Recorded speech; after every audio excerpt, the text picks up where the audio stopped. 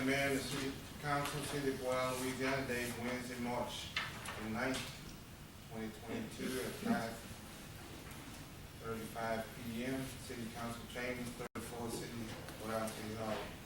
Each person must decide before entering the chamber which agenda item they wish to comment on.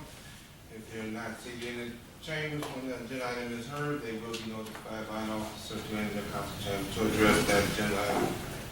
Agenda, please silence all electronic devices. Agenda item 1, call to order. Agenda item 2, pledge allegiance. Everyone stand for the pledge. Somebody want to lead to the pledge? Yes, sir.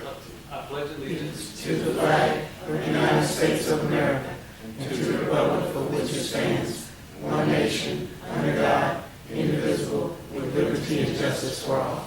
Thank you, sir.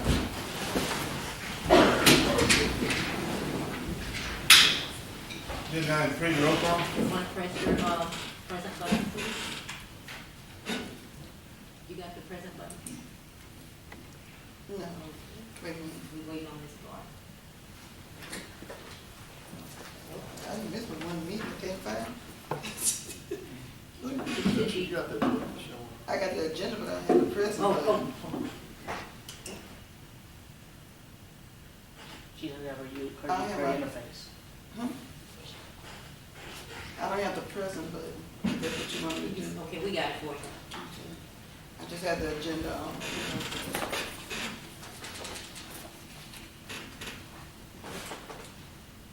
Say it again. Agenda item 4. Well, before we go to agenda item 4, we want to amend the agenda. Yes, council members, there is a request to amend the current agenda to add item 5A to allow West Baton Rouge Parish Superintendent of Schools, Wes Watts, to address the council regarding the upcoming tax renewal. Like always, to amend the agenda, we will need a motion, a second, and a unanimous vote. Second. Got a motion? Do it on the screen.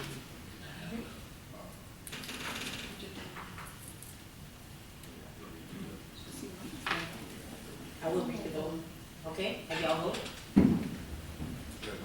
Okay, I got the motion. Got a motion by Councilman Lacy and a second by Councilman Butler. Ms. Charlene, can you get it? No. I'm signing in, checking to sign in, but it's not coming in.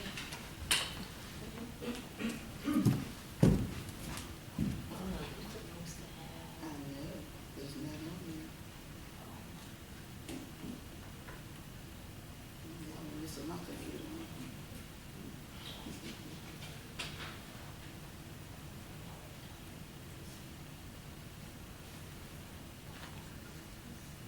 I'm the only one like this?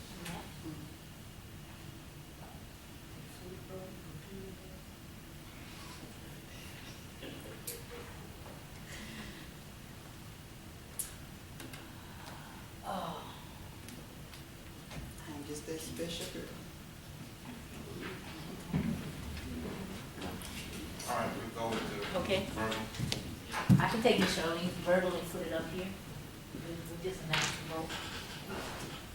No, we have to vote. Verbal all the way across. Mr. Brown? Yes. Ms. Gordon? Yes. Mr. Hubble? Yes. Ms. Lacy? Yes. Mr. Revere? Yes. Council members, that will be item 5A.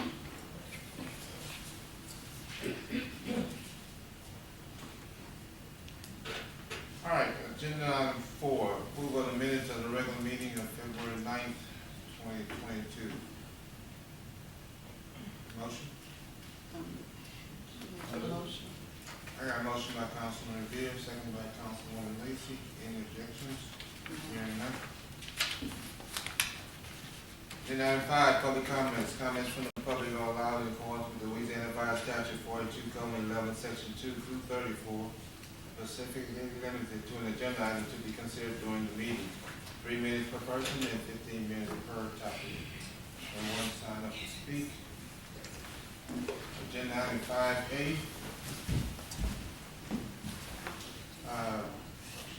Hear from Mr. Wes Watts to give a presentation on the bond tax renewal. Mr. Watts? Thank you, Mayor Lee, members of the council. Thank you for the opportunity.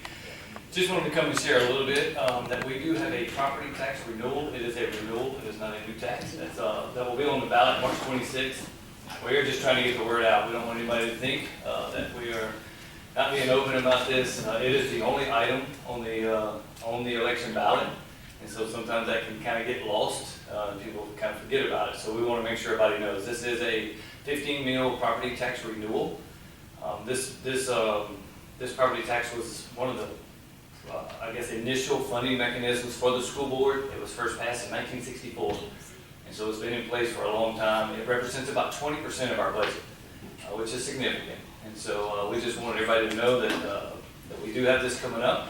It is on the ballot for March 26th, and if there were any questions about that, we would gladly answer those. And so I have my business manager, Jared Gibbs, here also, in case there were any questions about it that he could help with that maybe I couldn't answer. I think I could handle them, but just in case, I have backup. So West Baton Rouge Parish has always been a great supporter of our schools, and we feel like you're very lucky here. As I go visit with a lot of superintendents around the state, you have a great school board. The members of that board are easy to work with. They care about kids. They have a pure heart in my mind. I know they're my immediate boss, but they genuinely just want to do what's right for kids. And even when people disagree, they don't get into, there's not a lot of ulterior motives. So, and they've been very fiscally responsible.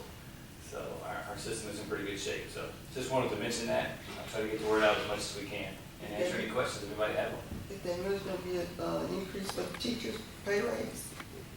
So that's going to be from the state. The state is putting one in. And just to kind of tell you where we are right now, that's good because that's one of it. And so what we are doing, we are sending flyers out home to homes. We're putting it in the West Side Journal, and we will be doing a social media. And that started today. We started pushing this out on social media again to make sure everybody knows. We're very competitive in pay for our teachers. We're in the top 3 in the 9 parish region. So we feel like we're really competitive in that area in terms of recruiting teachers. In fact, we have a big recruiting event tomorrow night. It's our big school board, school system recruiting night. So we're very competitive there. This is just a renewal, so there's nothing in the renewal that would do anything for pay. We'll keep it as it is, but nothing extra. Wes, you said 20% of the budget. I mean, is there anything specific it goes toward? This is general operating. I'm sorry, I should have mentioned. This is general operating budget. Okay. And so if anybody, for school systems, you typically are going to be somewhere between 70 and 80% of your budget is personnel. And so this 20% represents everything else, that we do in terms of electricity and any kind of other maintenance, those kind of things. Okay. That's what's back of the line.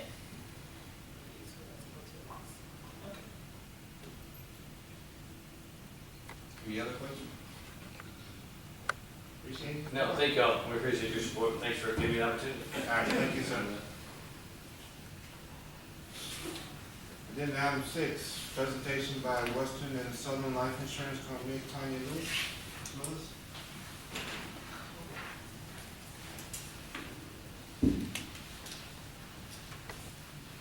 Good evening, I'm Tanya Lewis. I represent Western Southern Life Insurance Company. This is my colleague Paula Bernard, and she'll be doing most of the speaking tonight. Great, thanks, Tanya. I'd like to say thank you to all of you for allowing us to be here before you. I'm not sure how much you already know about our company, but I'd just like to say I am familiar with several of you in the room. We've met. I am a member, or I should say I live in the parish. And what I would like to tell you about Western Southern this evening is that we are a company that believes in serving the middle class. We've been around for over 130 years. We have a very strong financial standing, and we have a combat score of 96. With that being said, I have personally been with the company for over 20-something years as a client. I have been employed with them for over 6 years. The company offers insurance to supplement what jobs offer their people. So what we're here today is to propose that we come in groups and waves and speak with your employees about supplementing what they already have with the parish. Most of what we found is that with companies and with employers, people only choose the minimum. But later in life, they find as their families grow, they really need more protection and more coverage. And the cheaper, the rates are cheaper when you're younger. We also offer them what's called critical illness. I like to think of it as gap insurance. So when you're disabled or out of work for a major medical reason, like a heart attack, a stroke, or cancer, this critical illness plan can be the gap between the 60% of disability you receive on your job and what you usually receive. Like I tell everyone, when you receive disability and you only get 67%, you still have that other 30% of bills still coming in. So this can help with families and their needs. The other thing that we focus on with our company that we can offer to your employees is retirement planning or planning for education for their children. Now, how would we go about doing this? We would ask to set aside a day, and we understand that everybody doesn't take lunch, so we would not take up their work time. We do a quick 15-minute presentation. We come in, we bring lunch, we talk about our company really briefly, basically like I just said, and then we allow them individually to sign up for a one-on-one consultation with us so that we can help them plan for their family and their specific needs. It doesn't cost anything to them, just their time. And we don't force anyone to do anything they want to. It's a service and it's free, and we would, ask that everyone take advantage of it because it can't hurt. It can only help their financial situation. Did I forget anything, Karen? Okay, any questions?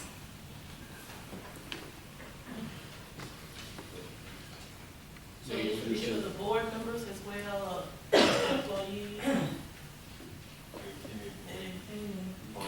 Anybody who's employed or received pay by the parish can be, by the city, can be a part of the program. Yes. Any other questions?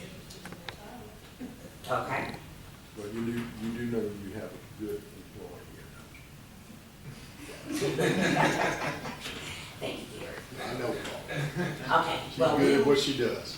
we look forward to working with your employees, and Tanya and I, we do it not just because it's our job. We really enjoy what we do, and we feel that it's a service that's needed and not enough people who receive it.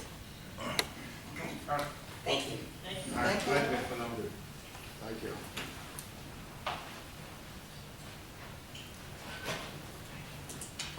Agenda item 7, consider insurance proposal by Gallagher Insurance Company.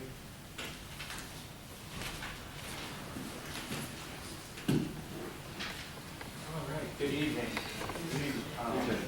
Once again, Will Chapman with Gallagher Benefit Services.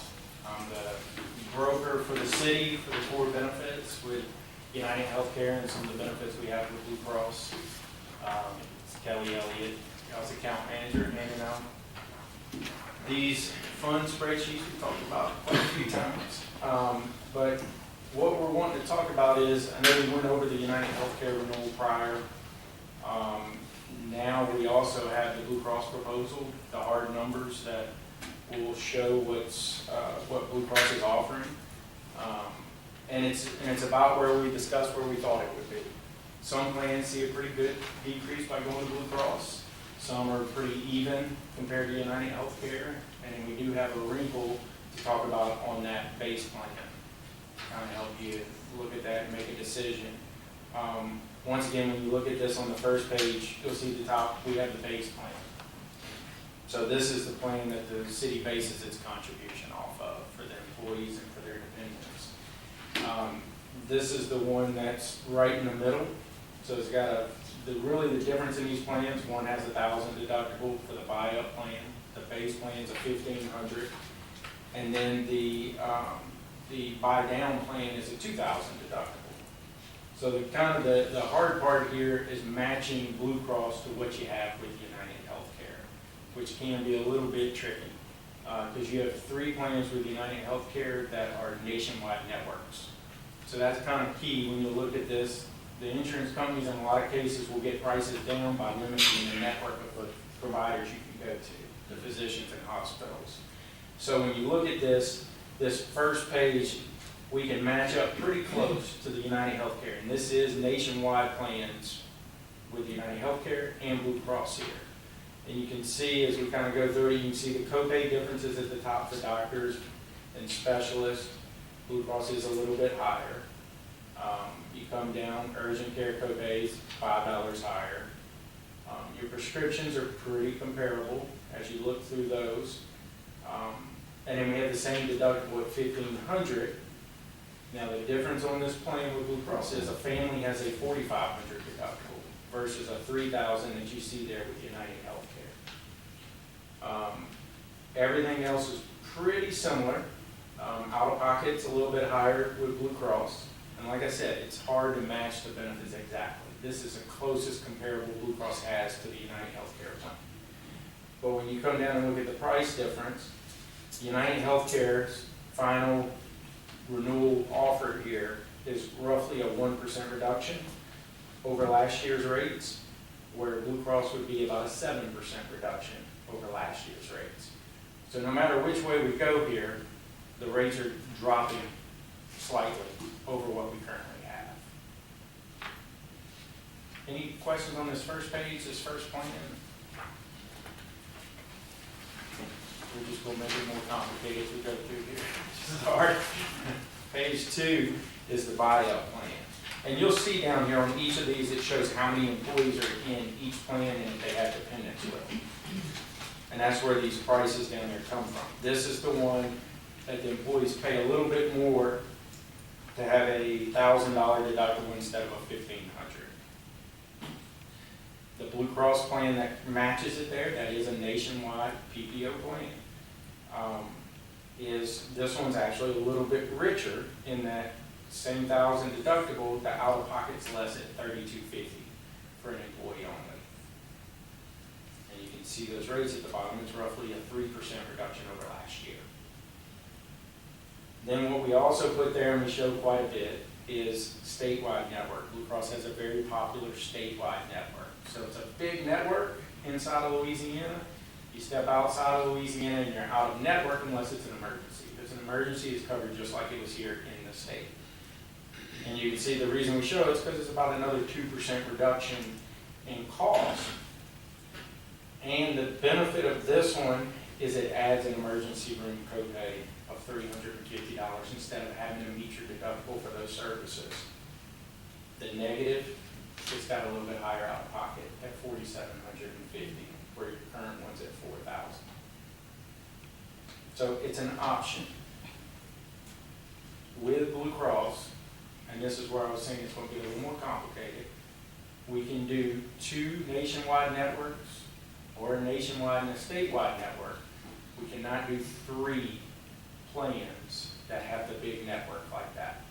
So when we get to the third page here for the buy down, these 2 plans are limited network plans.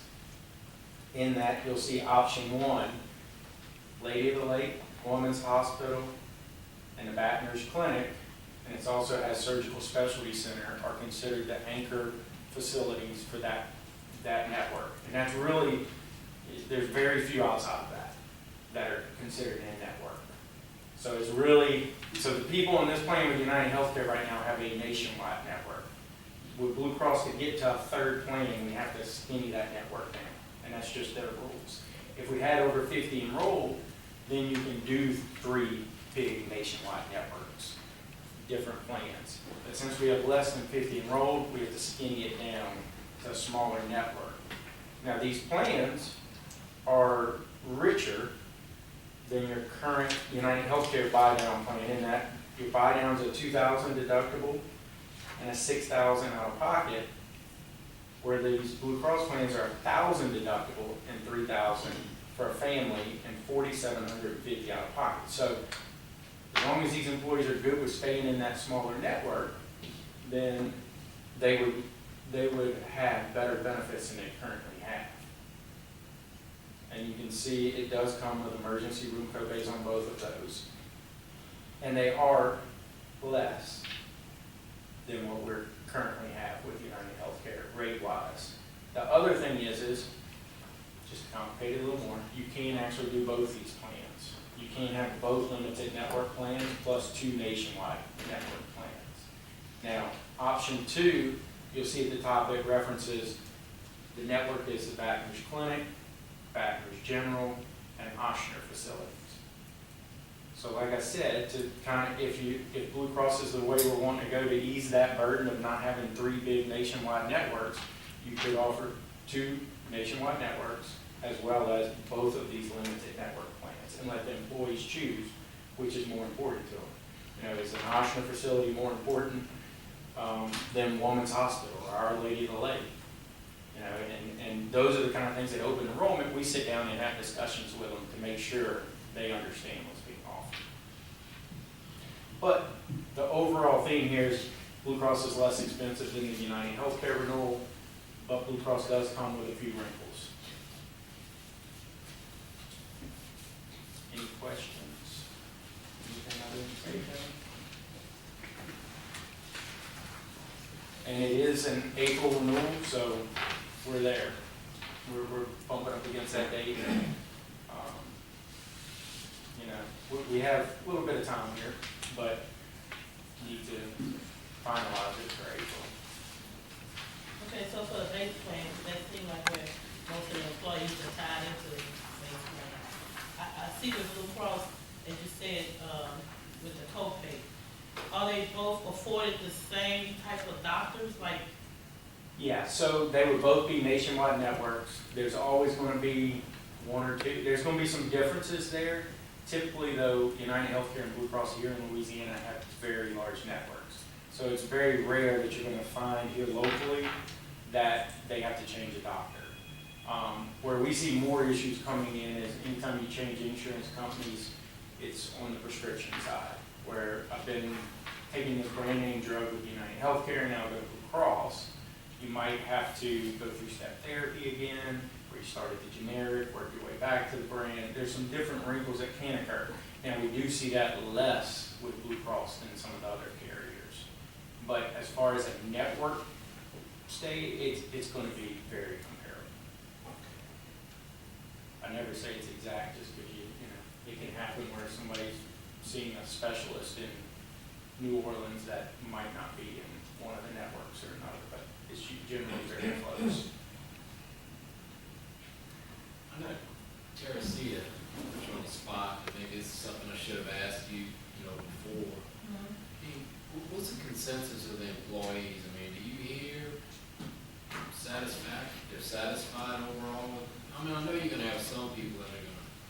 For the most part, we've been okay. I mean, of course, the spike in the amounts, kind of, Right. everybody was upset. But, I mean, like most of the guys at maintenance, they just have insurance.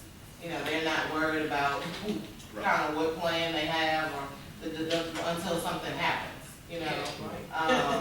So, I kind of went back and forth with Kelly about my feel on it because I am on the insurance, and I like my doctors and the people that I see and kind of don't want to change, so I'm a stickler for sticking with United Healthcare. Hopefully next year we'll get a better rate.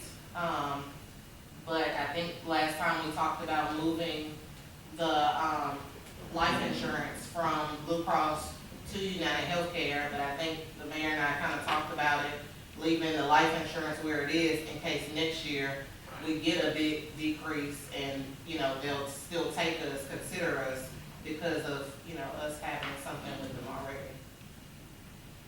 That's kind of where I lean. Granted, Blue Cross is 7%,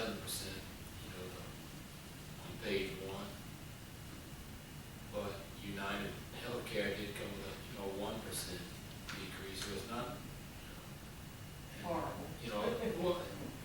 And then people having to change doctors, possibly for personally, kind of the doctors that I have, we're not gonna go to the doctor a whole lot. So, Some people are just comfortable exactly. with that. For us to make a probably make a decision to change.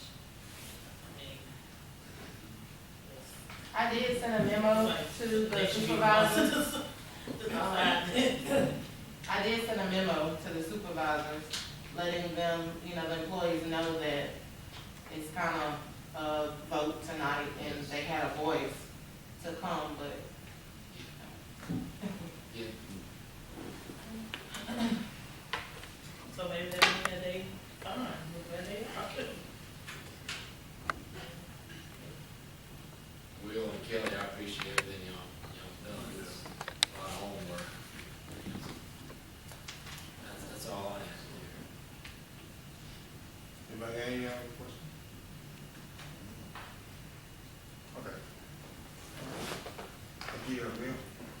And council, the only reason why we brought this up today is because of the fact that, United Healthcare did increase their rates almost 40% last year.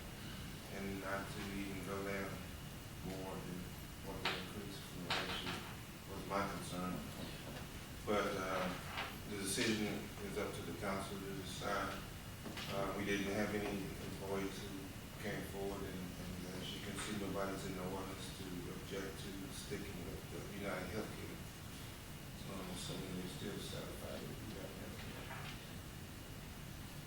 So I will need a motion to remain with United Healthcare. I'll move. I got a motion by Councilman Lee, second by Councilwoman Ford. Any objections? Hearing none? You up? You not up?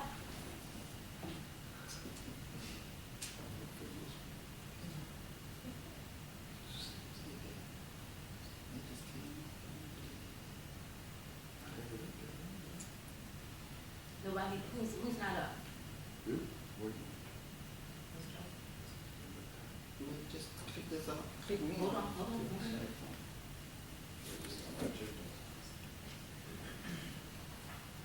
Okay, can you see it up again? Not to vote. What about now? Yes. All right, can you vote now? Gary can.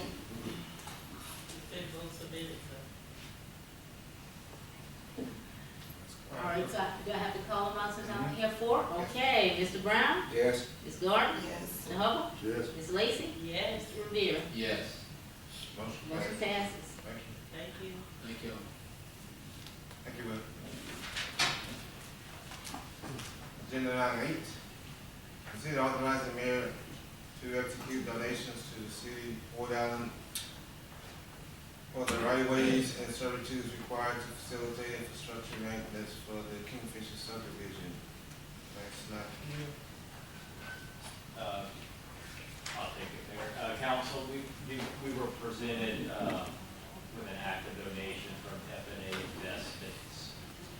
And this is to basically accept the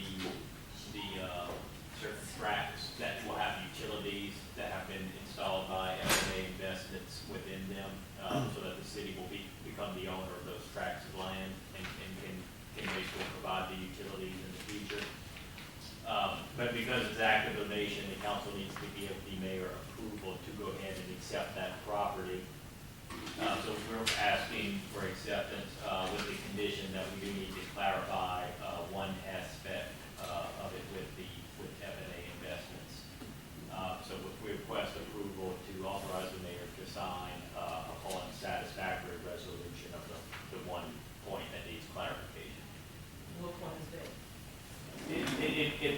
They have it where the acceptance is as is, where is, but there are also provisions in the ordinance, and we believe they're knowledgeable about that as well, and they do intend to comply with it, whereby they post a maintenance bond, and they actually are responsible for repairs within a 1-year period. And I believe from talking to Lance last week that they are in the process of getting the maintenance bond, so they are complying with it, but we just want to make sure that nothing in this act is interpreted to conflict conflict with the otherwise maintenance bond that we understand will be covered, and will secure the, maintenance obligations for the 1-year period. I'll move. Second. I got a motion by Councilman Revere, second by Councilman Brown. Any objections? Do we want to try to vote again? Hearing none? All right. Mr. Brown? Yes. Ms. Gordon? Yes. Mr. Hubble? Yes. Ms. Lacy? Yes. Mr. Rivera? Yes. Thank you. Agenda item 9, consider a resolution to support, in support of legislative action to change the requirement of monthly meetings for the Planning and Zoning Commission to require meetings only when there are substantive items to consider and approve. Second. I got a motion by Councilwoman Lacy, second by Councilman Revere. Any objections? Hearing none? Brown? Yes. Mr. Hubble? Yes. Ms. Gordon? Yes. Mr. Lacy? Yes. Mr. Rivera? Yes. Motion passes. Thank you. Agenda item 10, consider authorizing the expenditures of ARP funds for the installation of gas tap metering stations for the Westview Estate subdivision.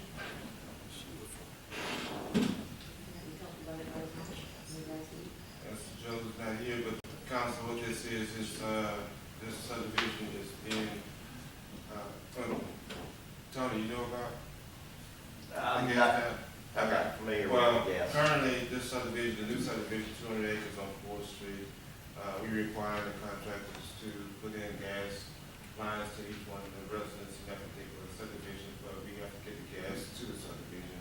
The gas line is located on the south side of 4th Street, so we have to pay to bore a line underneath 4th Street and build a gas regulator station on the north side of Fort to give service to the residents in that community, that subdivision.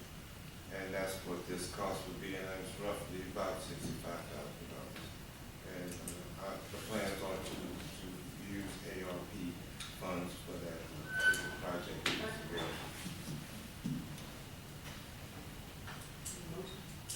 I'll move. Before we move on, last week, we talked about, it said discuss budget amendment to install the gas tap metering. It was a pretty, I know, Mayor, you were not here, it was a pretty lengthy discussion about it. If we're gonna do it, I'd rather do it that way. Pull it out of the gas and water fund as opposed to, because my thoughts, we would just kind of hold on to that ARP money to see where, I know we have to spend it eventually, but we still have time. See where the drone project may end up, and if Well, that, look at the view of the Grove project isn't coming anytime soon.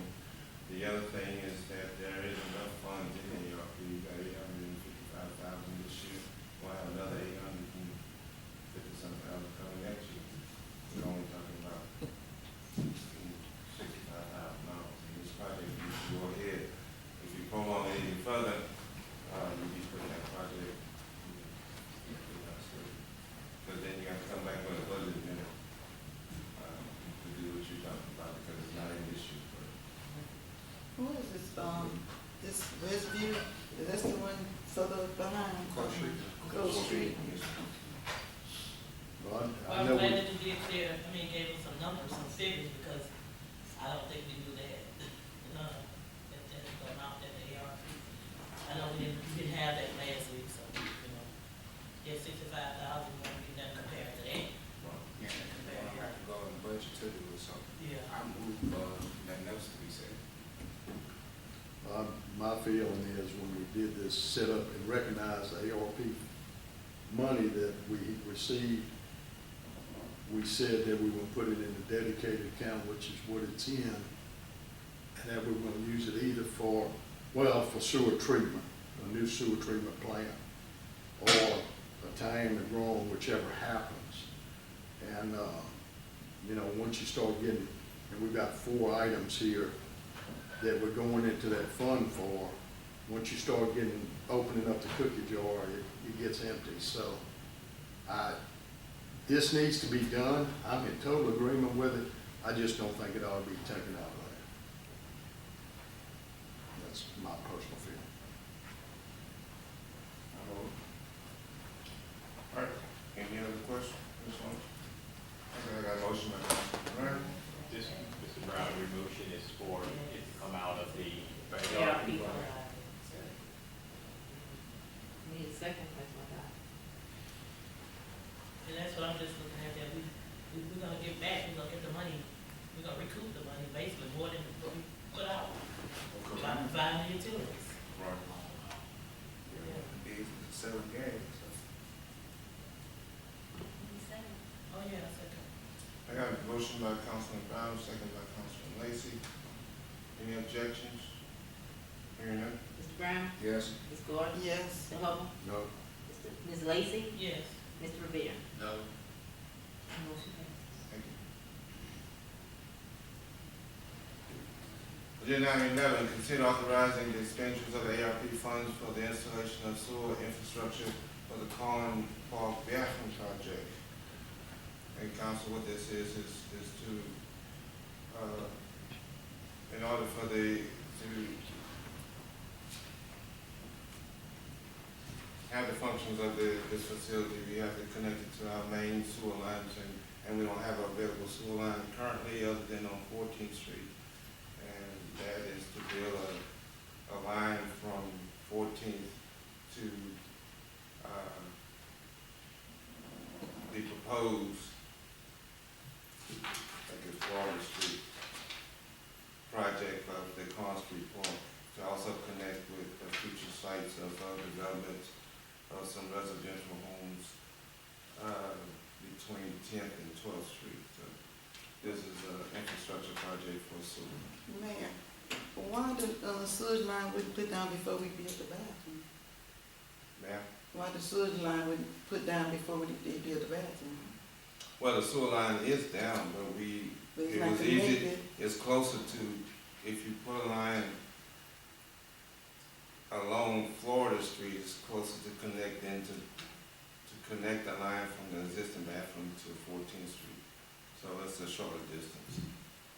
But I thought that, I don't know much about property, but I just thought that the sewage line was supposed to go down before you even start building, so you can, easily run it through. I don't know much, but I'm just trying to figure it out. Yeah, and that's what I'm saying, that was changed because of the fact that we're getting ready to build that subdivision further down, between 10th and 12th Street. Then we can bring a line down, Florida Street, which would make it closer to the main line, then to bring it to 14th Street. So is the bathroom completed? No, it's about 75% complete. But that's the inside, mostly. And who will be responsible for, with the sewer lines, who will be responsible for doing that? Let's see. Because I don't have no faith in the contract. So you want this here to come out the ARP funds also? Yes, ma'am. And how much are you asking for? We have a rough estimate bid of, currently for that one line from 14th Street to about 300 feet, we'll run about $40,000.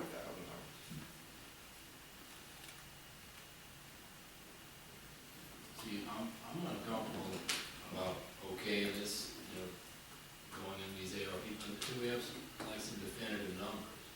I don't disagree that the project needs to be done. It's like how we're going about funding it. So we're, and like, I don't wanna jump the gun, item 12, another sewer infrastructure thing, and then item 13 is absolutely necessary. We don't have any numbers. I really wish we had some numbers before we. I have the numbers, Mr. Revere, if you want to see the numbers. I don't have them, on hand. We have estimates on what is, we got bids so far on what it's gonna cost.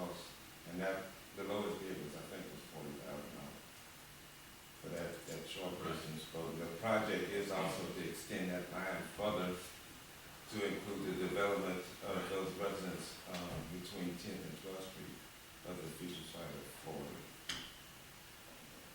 So this So is, it's something this we is would a have to do future, anyway. right, this is a future sewer project, for that particular area. And the developer of those houses on 40th Street is ready to, break ground on his construction. And he's been talking with us since the beginning of January. But, we've been negotiating with him in reference to the splitting costs as to the putting of infrastructure here. And once again, back to we provide the services for them. But, how do the money, I know we're gonna end up capitalizing, but how does the money regenerate back into the ARP fund? Or does it regenerate back to this, or it go in general, like, how? Which one? Like, say for instance, when we spend the 40,000, and of course we're gonna, like I say, capitalize off of that by providing the services, and we're gonna recoup the money. But does the money go back into the fund, the secured, funding for the ARP fund? Does it go back into that account, or it go? No, that money is spent, and you capitalize on the project that you constructed, and over the years, Depreciate it. depreciate it. But basically, any project you do, the requirement is to document it and make sure it can be used with those funds. There are some requirements of those funds, but recently they've relaxed the requirements, so it's almost like pretty much a lot of stuff can be done with those funds. But it's grant funds, it's a one-time grant. You just, as long as you're documented in case it ever gets audited, you can do whatever you want with it, but it's not regenerating. It was based on population. I just had one question. Is a timeline, what's the timeline on? I think you have to spend it all within 4 or 5 years of actually receiving it, and you've received it, already, the clock's running. And if not, they'll just take it back. They'll take back what you have spent. And then I know that Mr. Hubble and with the growing is invested in knowing, make sure we have funding for that project. But we really don't know, we didn't get any feedback on how long that may take, or what they propose, or what else they're proposing, or. No, that's still in still.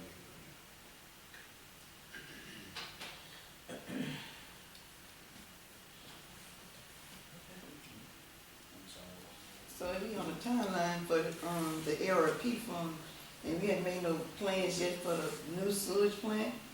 You think we gonna have something before the timeline expire with that money? What the ARP money? Yeah. I mean, we say we set Right now aside for the sewage plant, and then we on the timeline, I mean, how far we are away from getting a sewage plant? Well, I mean, we still looking for, money. You can't. Yeah, but I'm just saying, are we gonna be able to use this money before the timelines expire? That's why we got projects that's going down that we can use it in the meantime. But it's not what I'm asking, but okay. Actually, then, Yeah, like this. what you, Well, I just was asking, I know we said that the money was gonna be in for the sewage plant, that we was trying to find land, everything for the sewage plant. But if we keep using the money, for other things, which we do need to use for, when it's time for us to purchase the land or whatever, we're gonna have more money? Or is the money gonna be, expired before we can, use it all, or what? Well, my thing is to, we have a time period to use this money. Okay. We have other funds, in fact, I got $1.2 million just sitting in the bank. And that's supposed to be used toward the sewer plant. Okay, So. let's see how you know about that. Yeah, yes, ma'am. And, And that 1.2 million came from where? Just in- That's been in the same since I've been in office, we had no return. Should give it a quiet, so bring it there. Yeah. Hopefully. So it's been 1.2 million been in savings since you became the mayor?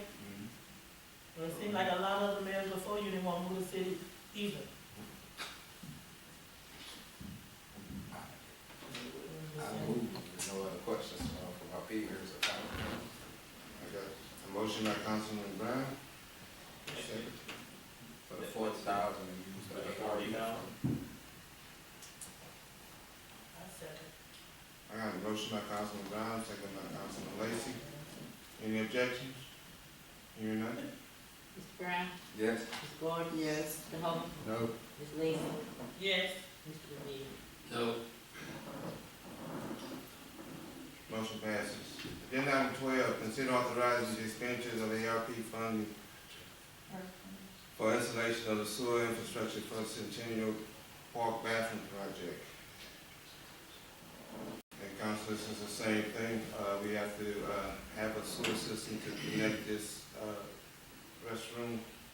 And unfortunately, down South River Road, we've been searching for several years, and there's no viable line that's close enough to that facility that we want to construct. So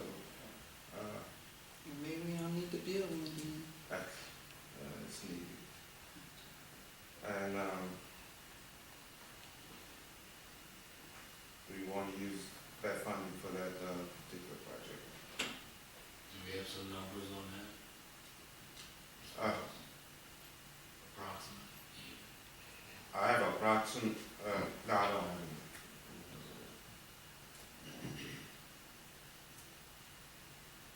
No quotes on that. No, nothing to go on.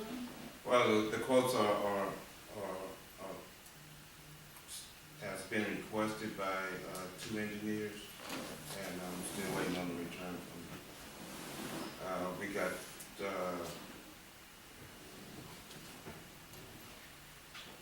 one is with Spinks Construction, and the other one is 2A. I'm not mistaken. One of those two. No ballpark figure? Well, why don't we wait till we get the ballpark figure what we gonna vote on instead of just approving it and we don't know how much it gonna cost, Yeah, I don't wanna vote for something we don't know, you might be spending $100,000 for that, you know. Well, I don't have a problem with that, Ms. Gordon, because the river's high right now, so it's, we gotta wait till it go down before anything happens, so we talk about another 3 months. Okay, yeah, Type of, yeah. alright, move to take proper way or? Proper way, yeah. The mayor can withdraw it. Yeah, we can wait till June.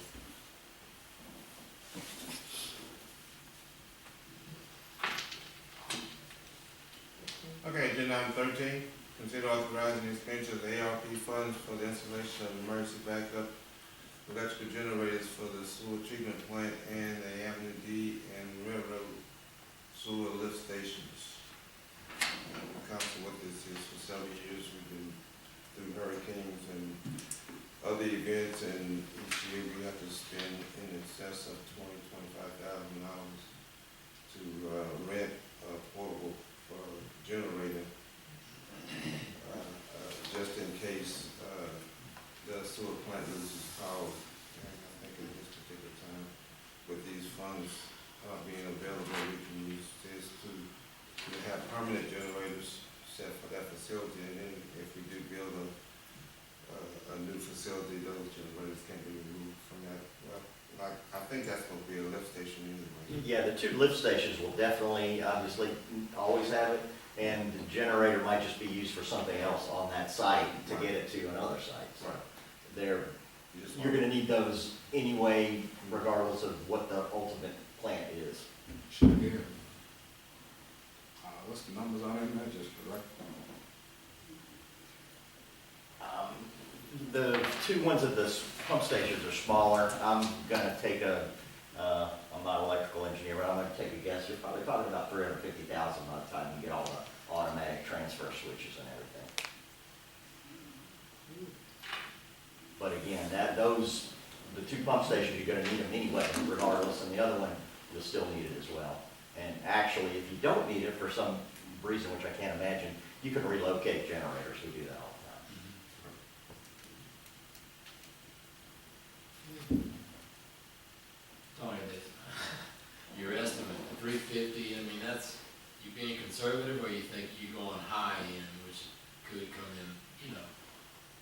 You know, the problem right now is any estimate that any engineer is giving you, they think they're within 40% of their lying, because everything is just like so bizarrely out of whack. I would have thought 3 years ago, this would have been somewhere in the neighborhood of, I don't know, 280 or something, because the ones for the pump stations are relatively small. But, so I threw it up to 350, I mean, you could easily go to 400. The bigger thing too will be, once you order them, it's gonna be a while. So if you don't do a job like this and you decide to wait 6 months, it may be 2 years before you see a generator. And they might be high end too. Yeah, it's very unlikely in the next year, anything's gonna get cheaper. I just think this is something that we need. The last 2 years, when Lake Chalk, the west of us got hit real hard without power for 2 or 3 weeks. Last year, we dodged it. You know, and I think, to me, this is the kind of thing that ARP money should be used for. So,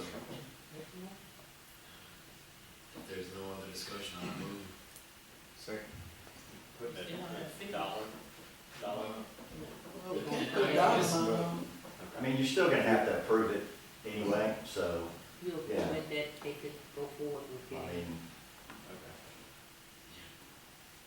Okay, let's move by Mr. Revere, second by Mr. Brown. Okay, I got a motion by Councilman Revere, second by Councilman Brown. Any objections? Hearing none? Mr. Brown? Yes. Ms. Gordon? Yes. Mr. Hubble? Yes. Ms. Lacy? Yes. Mr. Revere? Yes. Motion passed. Thank you. Item 14, consider introduction of a budget amendment orders for additional costs for the email system upgrade in the amount of $5,000. Council, this is something that we had spoke with our IT Essential to upgrade our food mail so it could be stored, and this is the increased cost. 42 is 220, it's under number 14. Just so that our email system could be, what was it, I'm sorry? To be stored. Store and update. And when you can track all the years, Not, we have to be improved. can we just pay for this? Yeah, but that was, it was an additional cost. Why, what made the additional cost? They didn't factor that in when we paid them the first time? No, they didn't. Well, they should. And, you know, that's an important aspect of it, to have them store your email, I mean, Well, that's what I thought you that's said the you were gonna main do thing. when you first approved it. More important than anything. So now they just coming back and asking for $5,000, and if we don't approve this, then tell me what? Cause that's what I thought that's what was proposed from the beginning, the upgrade, and so we could store and we don't lose this, you know, Lance gave a big spiel about it, I could recall. So now they saying, oh, what? So We this- didn't give you that? Yeah, this is for the 3-year licenses for, the company that, you know, we subscribe to, that we subscribe to, so. What was that And for last what we time? paying for, $65 quantity, price, I mean, this, what rate, I mean, I don't even understand. What we paid for last time? Was that for anybody remember? Anybody? 'Cause I do remember the conversation about the storage cover or whatever it is. I mean, $65, $65, 88 cents $655, what? It's not even broken down properly, for me to understand. I mean, it's some rate, but 65 is for each one of the employees or accounts email that got a separate address. You gotta pay for each employee that has a email address, because now each one of y'all will have an email address to see. do we? You will. I thought we I had one already. thought- Some of y'all have your personal email address. Y'all don't need to see. we have 55 employees. That's gonna happen. So we're. And they didn't factor those 55 employees in? I'm not understanding. What happened? Something happened. It was something. Some communication went on, and I know I'm not crazy, but I just don't understand what took place here. Well, When they gave us the first, Ms. Lacy, if you don't approve, what we're gonna do is table this, and then, I just want to understand it. That's all. I want to understand what this extra charges is all about. and since Mr. Joseph's not here, Oh, the answer is, we can table this and we can move on. I don't have a problem with it. okay. He put this on the agenda. Okay, well, yeah, you should have been here. Go to item B. Oh, we could have discussed it last week. Yes, ma'am. So if I don't have a motion, we can go and table it. Withdraw the item. You wanna withdraw the item there, or we're gonna vote? Withdraw. That's up Withdraw to it, the. yeah. I mean, we could just put it on the I'll make meeting a for next motion. month. I'll make to- a motion to table Okay, until Lance is here. okay. So we can get a better understanding. One second. The Yes. table. Or maybe, Elliot, do you know, I would take, I would see you working on that. Nah, you can. I was here and Ms. Lacy moved into the table. Okay, I got a motion by Mr. Revere, second by Councilman Lacy to table this.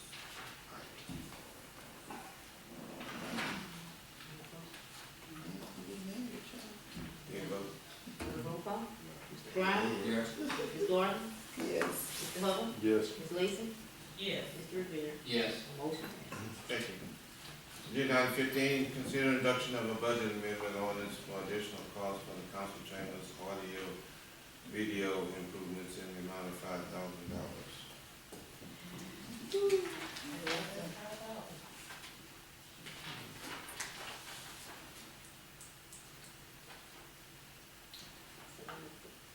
You mean, what we improving and what, I mean, what improvement that we need on? This was the addition to the 3-minute clock that they added to the original purchase and something else.